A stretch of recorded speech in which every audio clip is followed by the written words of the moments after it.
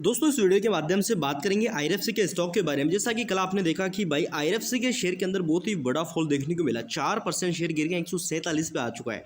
And भाई जो next week परसों से स्टार्ट होने वाला है वो भी भाई मार्केट के लिहाज से अगर देखें स्टॉक के लिए तो बहुत इंपॉर्टेंट रहेगा, क्योंकि कंपनी की जो भाई रिकॉर्ड डेट है वो रहने वाली है 12 नवंबर। तो 12 नवंबर से पहले अगर अपन देखें भाई तो स्टॉक के अंदर वॉल्टिलिटी रहती है, क्योंकि पिछला जो डिविडेंड की रिकॉर्ड डेट थी वहाँ पे भी हमने देखा था कि स्टॉक के अंदर वॉल्टिलिटी आई थी, शेयर गिरा था। एंड इस गिरावट में भी कोई वॉल्यूम नहीं थी। देखो भाई अभी के टाइम जो आईआरएफसी के इन्वेस्टर ना बहुत ही ज़्यादा परेशान है। हाल ही में बाउंस भी दिया शेयर ने, 150-58 के बीच गया, बट कोई मोमेंटम नहीं था। वहाँ से अगेन आप देखोगे डाउन ट्रेंड स्टॉक ने स्टार्ट कर लिया है। एंड अभी के टाइम सिचुएशन ऐसी है कि भाई स्टॉक फिर से 140 रुपये के लेवल के आसपास आने के लिए तैयार हो चुका है। कितना यहाँ पे गिर सकता है, वॉल्टिलिटी कितनी रह सकती है, एंड यहाँ से लॉन्ग टर्म में क्या ग्रोथ है, क्योंकि अभी के टाइम तो भाई सभी लोगों का एक ही क्वेश्चन रहता है कि भाई आखिर लॉन्ग टर्म में कैसा परफॉर्म करेगा। जो भी हमें लॉस हो रहा है, क्या आने वाले 1-2 साल में लॉस हमारा रिकवर होगा, क्योंकि भाई कई लोगों को कम से कम 5 लाख, 10 लाख, 20 लाख तक लोगों का लॉस हो रखा है। क्योंकि जिसने मान के चलो यहाँ पे 190 रुपये, 180 रुपये, चाहे 200 रुपये प्लस खरीदा है, भाई सबका सब यहाँ पे लॉस में नजर आ रहा है। देखिए आईआरएफसी को शेयर को आपको समझना पड़ेगा। आईआरएफसी कंपनी दोस्तों अभी के टाइम अगर देख लें तो फाइनेंस की कंपनी के अंदर सबसे बड़ी कंपनी है यहाँ पे इंडिया के अंदर, ठीक है। एंड जो जो मार्केट में लिस्टेड है, ठीक है। इसके बाद अगर देखोगे कंपनी भाई रेलवे को फाइनेंस करती है, जैसा कि हाल ही में हमने देखा कि आईआरएफसी है आपका, सॉरी आपका जो इरकॉन है, आपका आरबीएल है, इन सब कंपनियों के फाइनेंशियल रिजल्ट आए, रिजल्ट थोड़े से वीक थे। आई कंपनियों की बढ़ी, भाई इनकी आय बढ़ना बहुत जरूरी है। आय का मतलब है कामकाज कंपनी का बढ़ रहा है, प्रॉफिट एक अलग पॉइंट है। आय अगर बढ़ेगी भाई ये फाइनेंस करेगी आईआरएफसी, मतलब उनकी आय बढ़ेगी तभी आईआरएफसी फाइनेंस कर पाएगी, उनको ऑर्डर्स मिलेंगे तभी आईआरएफसी फाइनेंस कर पाएगी। मेन पॉइंट की देखिए आपकी जो यहाँ पे आपकी जो आरबीएल है, भाई आरबीएल के पास ऑलमोस्ट 80,000 करोड़ की ऑर्डर बुक है। वही इरकॉन के पास देखोगी ऑलमोस्ट 40,000 करोड़ की ऑर्डर बुक है। तो यहाँ से मुझे बताइए कि इन कंपनियों को ये पैसा कौन देगा, ये फाइनेंस कहाँ से आएगा? ये पैसा आएगा आईआरएफसी से। देखो भाई मैंने जब इलेक्शन का टाइम था एंड इलेक्शन के बाद जो बजट वगैरह सारी चीज़ें हुई, मैंने तब भी आपको बताया था कि जब तक मोदी जी है, भाई बीजेपी की गवर्नमेंट है, रेलवे इंफ्रास्ट्रक्चर का कुछ नहीं बिगड़ेगा। थोड़ा बहुत ऊपर नीचे हो जाएगा, प्रॉब्लम नहीं है, बट ओवरऑल शेयर आने वाले 4-5 साल में हमें ऊपर ही देखने को मिल सकता है। तो ये स्थिति भी ये टाइम नज़र आ रही है। एंड पिछले 1 साल में तो अगर देखोगे तो शेयर ने अच्छे खासे रिटर्न दिए, ऑलमोस्ट पैसा डबल है अभी भी। बट प्रॉब्लम कहाँ से हुई है? प्रॉब्लम स्टार्ट हुई है यहाँ से। इसके पहले भी देखोगे कोई बड़ा मूवमेंट नहीं था, 230 के हाई यहाँ पे लगे, उसके बाद आप देख लो बड़ा कंसोलिडेशन। एंड यहाँ से भाई जो प्रॉब्लम स्टार्ट हुई है ना शेयर की, यहाँ से आप देख लो एक लंबा समय, ऑलमोस्ट बताऊं मैं फरवरी से कंसोलिडेट कर रहा है। एंड लगभग भाई नेक्स्ट मंथ स्टॉक को 1 साल हो जाएगा यहाँ पे कंसोलिडेट करते हुए। कम से कम 9-10 महीने स्टॉक को हो चुके हैं अभी के टाइम इस कंसोलिडेट जोन में। रिटेल को बहुत ही ज़्यादा पैनिक कर चुका है। अब यहाँ पे देखिए लोगों का क्वेश्चन यही रहता है कि भाई क्या करें, क्या होगा यहाँ से, क्या शेयर लॉन्ग टर्म में रिकवर कर पाएगा लॉस? देखो भाई जैसा कि मैंने बताया फंडामेंटल, इन चीज़ों पे ध्यान रखिए। कंपनी लॉन्ग टर्म ग्रोथ को लेकर क्या कर रही है, क्योंकि करंट सिचुएशन ऐसी है कि एफआई ने कल भी मार्केट में ऑलमोस्ट 3500 करोड़ की सेलिंग करी है। अब आप सोचो एफआई कंटिन्यू सेलिंग करा, ऑलमोस्ट 3500 के 4,500 करोड़ की सेलिंग देखने को मिली है।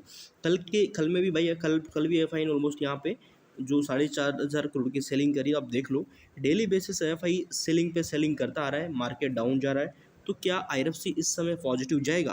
क्योंकि शेयर पहले से ही वीक है एंड इस वीक के अंदर फिर से सेलिंग आएगी, तो वोल्टिलिटी तो भाई रहने वाले। एंड देखिए कल आपका आरबीएल के अंदर 6.5% की गिरावट हुई है।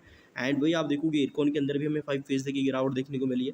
ज़्यादातर जो शेयर है भाई वो सभी हमें वोल्टिलिटी यानी कि करेक्शन देखने को मिल रहा है। एंड जो आपका मार्केट है, मार्केट खुद यहाँ पे हमें गिरता हुआ देखने को मिला। सेंसेक्स भाई कल ऑलमोस्ट यहाँ पे 0.070 जो पॉइंट है वो हमें यहाँ पे ऑलमोस्ट अगर देखें तो हमें गिरता हुआ देखने को मिला है। तो पूरा मार्केट गिर रहा है अभी के टाइम। हालांकि अगर बात करें आपके यहाँ आईआरएफसी के स्टॉक के बारे में, देखिए आईआरएफसी का नेक्स्ट वीक यहाँ पे रिजल्ट का जो रिकॉर्ड डेट है वो रहने वाली है, जो कि 12 नवंबर है, जिसको हम कह सकते हैं कि एक्स डिविडेंड डेट है। तो भाई यहाँ पे बड़े एक्शन हो सकते हैं, यानी कि शेयर करंट टाइम पे बता दूं मैं तो थोड़ा सा वोल्टिलिटी और दिखा सकता है, क्योंकि जब भी कोई रिकॉर्ड डेट अनाउंस होती है, चाहे रिकॉर्ड डेट पास आती है, शेयर के अंदर हमें सेलिंग आती हुई नजर आती है बिना वॉल्यूम, यानी कि शेयर को गिराया जाता है ताकि रिटेल थोड़े से बाहर निकले, कम लोगों को डिविडेंड पे कम करना पड़े, ठीक है। तो ये भी कई बार चीज़ें हो सकती है मार्केट के अंदर।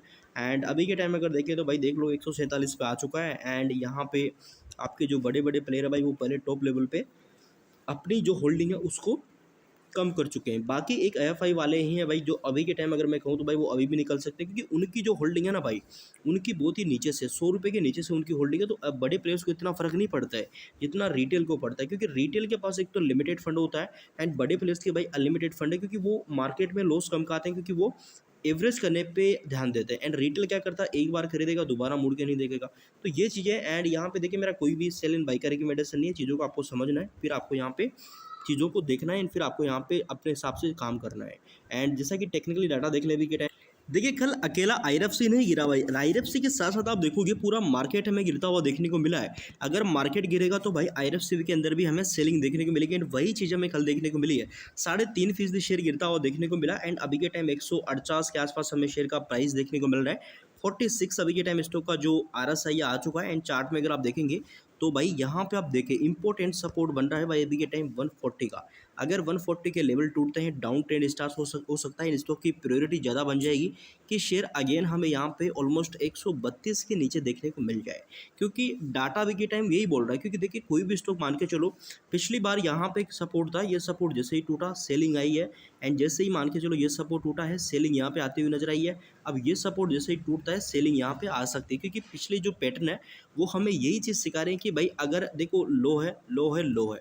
अब यहाँ पे अगर आप देखोगे पिछली बार यहाँ पे मान के चलो कि कुछ लेवल टूटे थे जिसके अगेन वापस नीचे आ चुका, तो ये डाउन ट्रेंड का संकेत हम कर सकते हैं कि कुछ टाइम के लिए पॉजिटिव आना फिर डाउन ट्रेंड स्टार्ट कर देना। डाउन ट्रेंड में क्या होता है, लो एंड लो को बार बार ब्रेक करता है। मान के चलिए ये एक इंपॉर्टेंट सपोर्ट था, ये लो जैसे ब्रेक हुआ टूटा, फिर यहाँ पे लो बनाया, फिर यहाँ पे लो बनाया, फिर लो बनाया, तो लो टूटा फिर लो लगा। तो लो एंड लो के पैटर्न यहाँ पे इस प्रकार बनते हैं, यानी कि शेयर हमें इस प्रकार से मार्केट में आता हुआ देखने को मिलता है। यानी कि कंटिन्यू शेयर अपने मान के चलो ये लो है, इसको ब्रेक कर दिया, फिर ये लो बन गया, फिर अगली बार इसको ब्रेक करके ये लो बना लेगा, फिर ब्रेक करके ये लो बनेगा। इस प्रकार लो एंड लो के पैटर्न बनते हैं।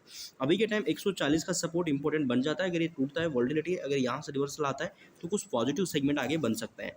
चैनल पर अगर पहली बार आया हो तो सब्सक्राइब को जरूर कर ले, बेल आइकन को, ताकि कंटिन्यू अपडेट्स आपको मिलते रहे।